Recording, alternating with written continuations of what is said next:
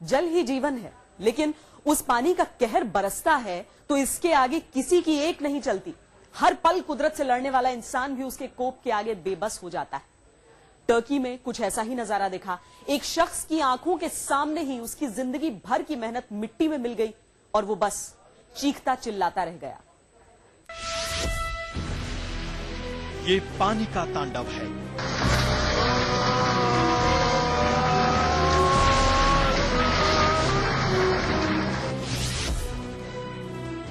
ये कुदरत का कहर है।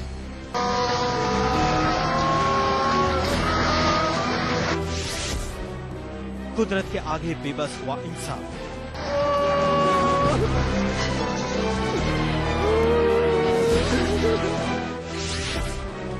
कुदरत ने सब कुछ छीन लिया।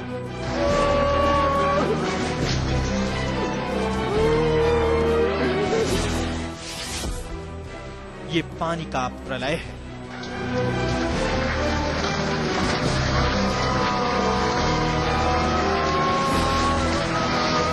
वो चीखता रहा, चिल्लाता रहा, लेकिन कुदरत के बेरहम थपेड़ों के आगे उसकी एक ना चली। उसकी आंखों के सामने ही उसके सपनों का आशियाना धराशायी हो गया।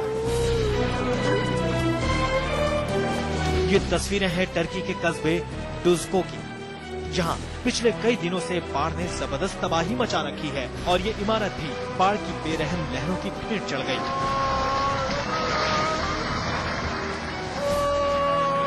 डुज़को के कस्बे में जब बाढ़ ने कहर बरपाना शुरू किया तो छोटी सी पहाड़ी के ढलान पर बनी इस इमारत पर खतरा मंडराने लगा।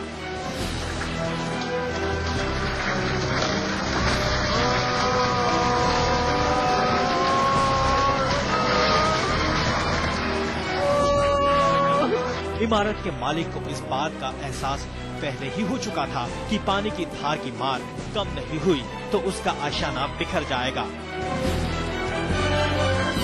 लेकिन उसके पास इतना भी वक्त नहीं था कि वो अपने घर से साजो सामान बाहर निकाल सके। तस्वीरों में आप देख सकते हैं घर के पोर्टिको में खड़ी कारें। इमारत की नींव हिली तो वो भागकर घर से बाहर आ गया, लेकिन सालों की मेहनत से बनाए घर से वो दूर जाए तो कैसे? अब उसकी आंखों के आगे वो होना था जिसकी उसने कभी कल्पना भी नहीं की होगी, और थोड़ी ही देर में वही हो गया। उसके सपनों का महल ताश के पत्तों की तरह ढह गया। भला कौन देख सकता है अपनी आंखों के सामने एक झटके में सब कुछ तबाह होने का नजारा? मजबूत से मजबूत जिगर वाला भी इस नजारे को देखकर बिखर सकता है। इस शख्स के लिए भी ये अनुभव कुछ ऐसा ही था।